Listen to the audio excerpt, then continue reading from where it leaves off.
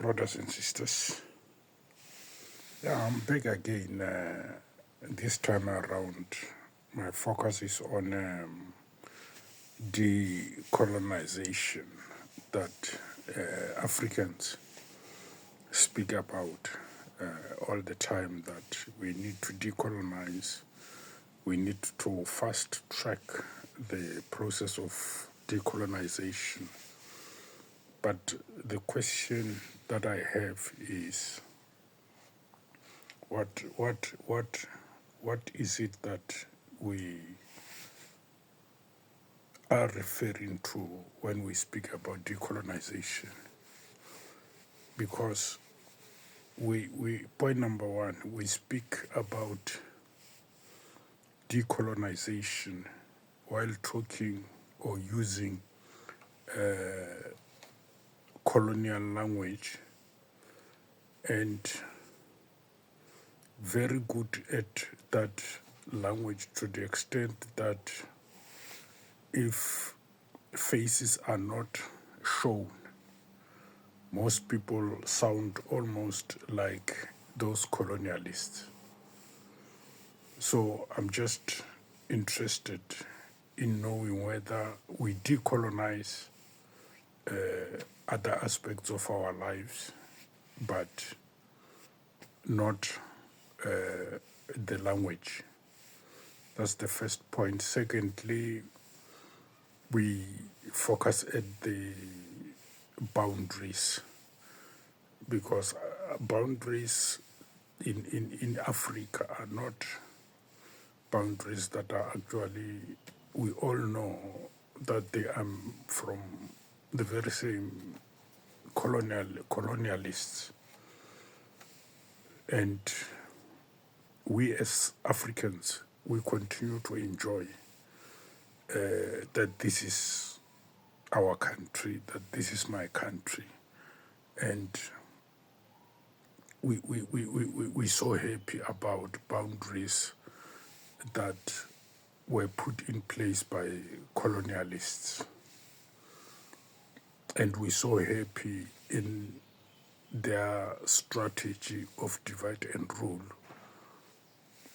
that they used to divide Africa into different countries in order to be able to rule it. And we're very good at speaking about that, making references to that, and while we're talking about decolonization. So why can't we decolonize boundaries, Africans? Let us be honest, Africans. Beyond boundaries, we all know that we have things like passports. We're very good at chasing people away from the so-called our countries. We're very good at claiming sovereignty for our countries.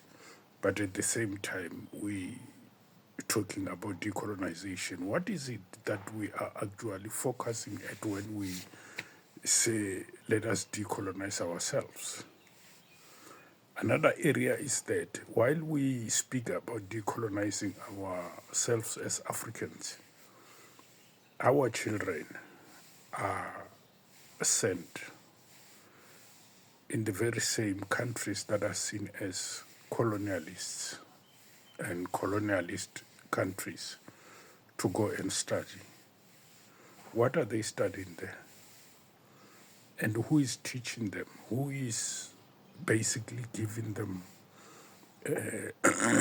setting a standard for those children?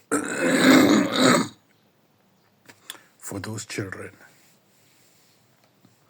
Not only for those children, because they're following the very same standard we followed.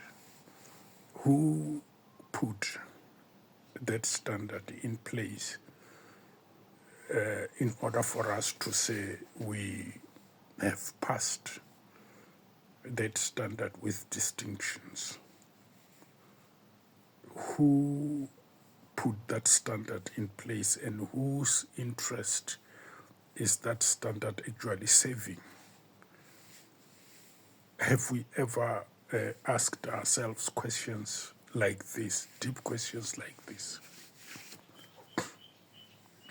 Yes, we need to go deeper and ask, deep questions like this rather than just scratching superficial places when talking about decolonization of Africa, while we know very well that we are not near or any close to that project. Our children are being sent abroad.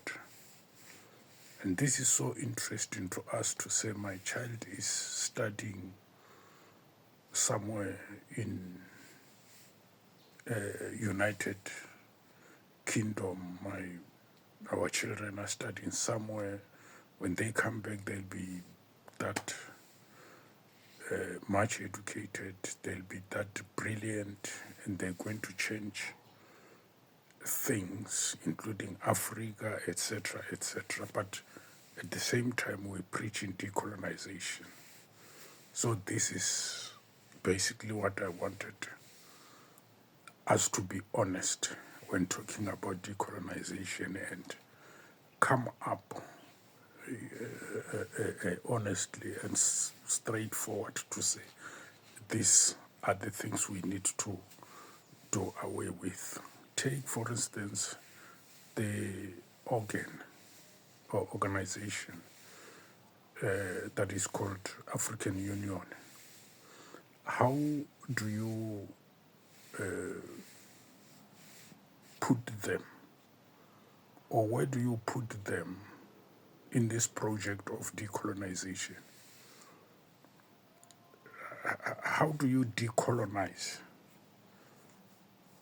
How do we decolonize ourselves while we are part of what we call African Union, which is African Union that is actually serving the interests of the colonialists?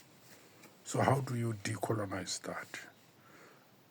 Who owns this project of decolonization? This is the key question of all of us as Africans. Who is actually owning this project of decolonization on African soil? So we'll keep on talking to this issue as and when we continue. But for now, I think I'm okay with the little that I've shared with you, my brothers and sisters. Love you. Thank you. Bye.